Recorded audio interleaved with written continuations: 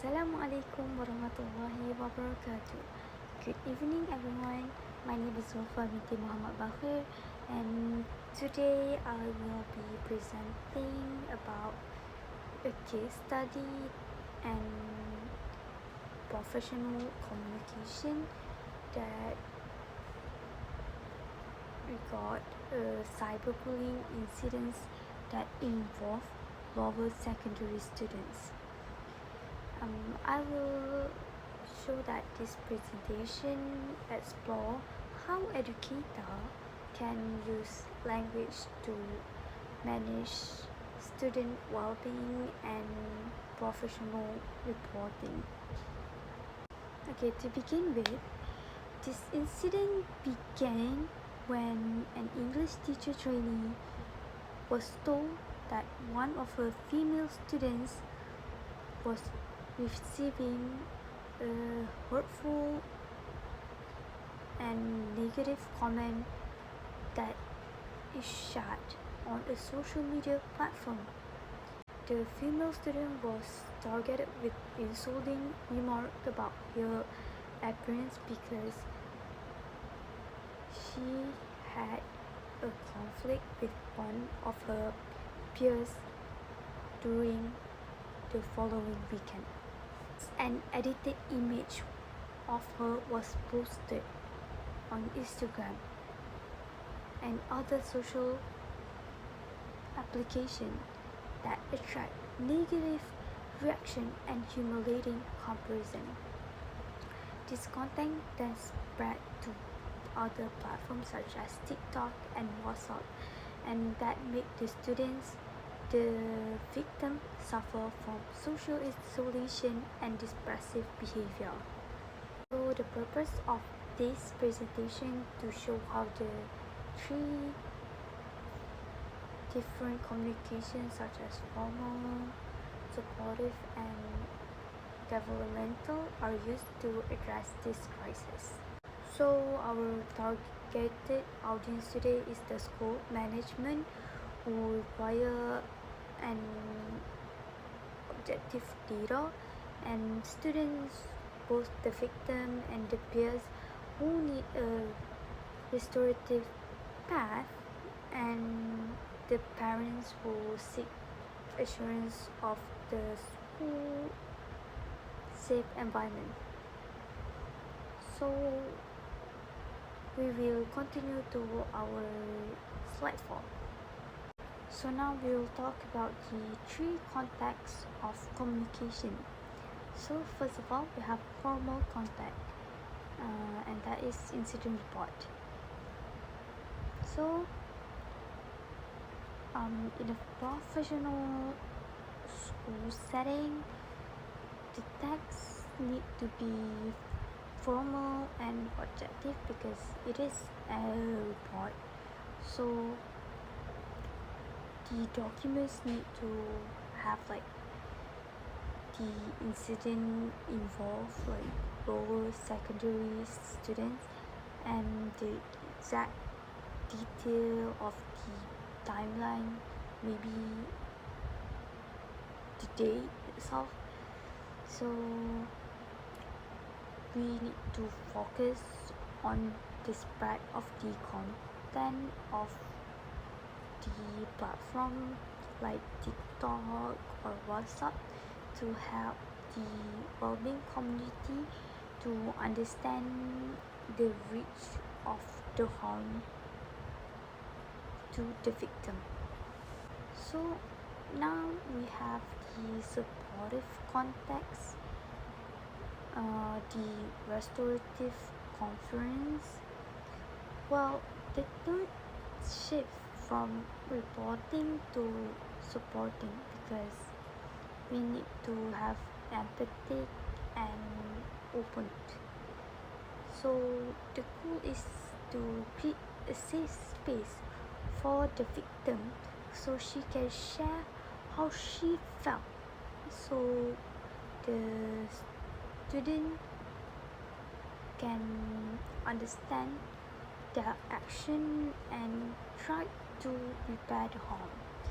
For example, The teachers invite the victim to share her feeling first, allowing the group to hear how she felt, how her privacy was disturbed, and how her mental health was getting affected. It also allowed the students that causes the harm to to realize what they have done and explain what they can do to make it better, and explain what's the point of they are doing, for maybe acting out of anger and think that is a joke. So we have the last one, and that is the student finally start to realize and become reflective and growth oriented, and they can know that a simple click can turn a person's life upside down, because now they know how the world can harm a person's life. So now let's take a look about the grammar, how the grammar make the communication much more communicative and effective. So one key structure is the noun phrases. So what is noun phrases? So a noun phrases is actually a group of words that centered around a noun or pronouns that function as a single noun within a sentence. So for example, we have the edited image posted without consent. This allows us to identify the issues perfectly, like the core issues, because it's as the subject of the sentence, like it's show how we can keep our writing concise and also clear. So now we also have timing, and it features about adverbial clauses. So what is adverbial clauses?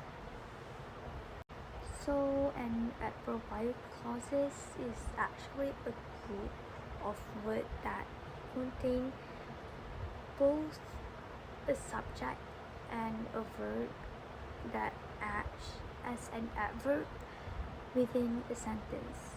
Like it's also provide some information, for example, why, where, and how, and also when an action occur. So that's why we also use adverbial clauses to show relationship between events. So for example, when the student who posed and shared the contents spoke, they admitted that they had not considered the impact of the social media. So we can see that the clause beginning with when, and that's provide an essential timing and sequences of the event, which is actually really vital in reflective writing, so we can explain and documenting the timing of the action when the realization occurred. So then we also have empathy, and that also features compound sentence. What is compound sentence?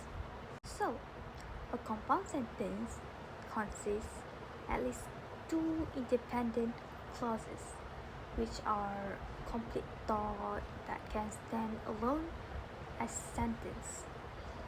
Well, these clauses show relationship between ideas, often use coordinating conjunction. For example, fanboys, for, and, nor, but, or, yet, so.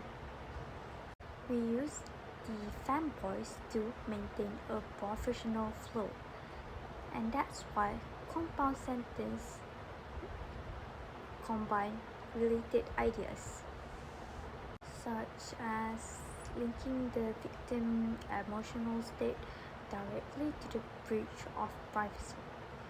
For example, she felt hurt and depressed, and her mental health suffered because her privacy was disturbed. So it forced the reader to simultaneously witness the direct connection between the incidents and the victim's emotional state. So now we have the professional reflection. So the language actively shapes the reality of the situation. So we can see that the teacher used a language that changed the nature of the situations, because when writing the incident report and the conference script, she had to present information without blaming or bias, and the incident report needs to be formal, so she needs to use spotted speech to keep the tone professional while also still explaining the student, both the student, the victim, and the peers' perspective. So now we have the spoken word directly impacts student well-being and feedback. Okay, so we must recognize that the student, they are not fully matured, so they think that the negative comments are funny, hilarious, but the impact of the victim itself is really harming, because it harms the emotional well-being that can also lead to social depress or anxiety. And as educator, the role of the teacher is to guide the students that think the negative comment are hilarious to use the media respectfully. The restorative approach is to use communication, not just punishment, but communication is also help the students to understand the consequences of their action. And the last one is grammar serve as a tool for empathy, informing future teaching practice. So professional communication is about more than just grammar. It is actually about caring for the student well-being while also maintaining a high standard of the teaching profession. By being aware of our word and how it can affect the student, we can also create a safer and more empathic school environment. And I think that is all from me. That's all. Thank you.